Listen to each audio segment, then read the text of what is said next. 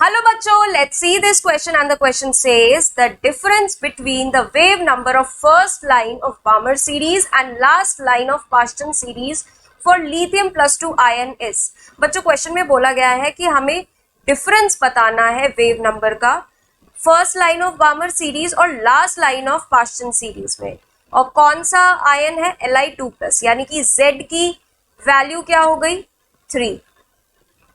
अब सबसे पहले हमें Balmer first line of Balmer series के लिए वेव नंबर निकालना होगा। तो वेव नंबर का फॉर्मूला होता है Rydberg constant into Z square 1/n1 square minus 1/n2 square. जो बच्चों बामर सीरीज होती है लाइमन के लिए n=1 होता है, ये लाइमन के लिए है। बामर के लिए n=2 हो जाएगा, पास्टन के लिए n=3 हो जाएगा, पास्टन के लिए n=3 हो जाएगा। एंड बामर के लिए जो फर्स्ट लाइन ऑफ सीरीज होगी, first line of Balmer series मतलब कि बामर के लिए ये ग्राउंड होता है और उसके ऊपर से फर्स्ट सेकेंड थर्ड स्टार्ट होती है, तो n=3 बामर के लिए first line of Balmer series भी होगी और ये पास्टन के लिए ग्राउंड होगा, ग्राउंड स्टेट होगी। कौन? n=3। तो यहाँ पे n2 जो होगा वो होगा 3 और n1 होगा 2। ये है बामर सीरीज के लिए।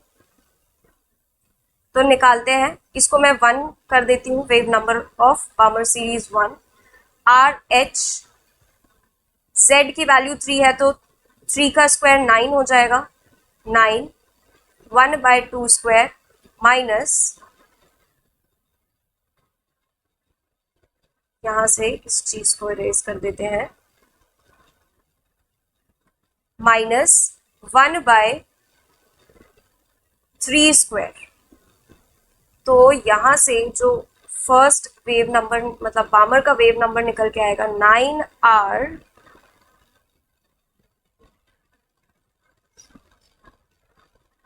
9 - 4, यानी कि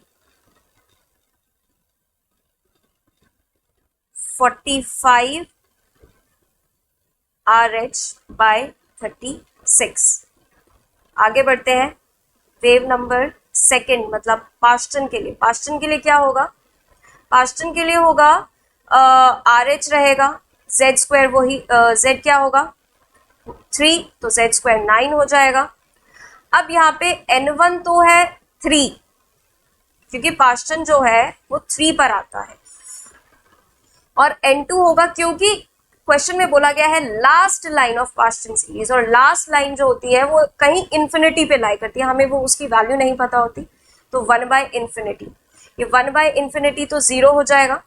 तो यहां से जो वैल्यू निकल के आएगी वो आएगी RH 9/9, यानी कि RH ही रहेगी। ठीक है, इसको हम फर्दर सॉल्व कर सकते हैं। फर्दर सॉल्व करके आएगा 5/4 RH, और हमसे क्या पूछा? डिफरेंस पूछा है wave number of 1 and wave number of 2, यानी कि wave number of 1 minus wave number of 2, यानी कि 5/4 RH माइनस RH। तो यहां से आंसर हमारा निकल के आएगा Rydberg constant divided by 4। Rydberg constant divided by 4 option number 4 में दिया है, यानी कि हमारा करेक्ट ऑप्शन जो रिपोर्ट करेंगे हम वो करेंगे option 4। I hope all of you understand very well. Thank you and best of luck.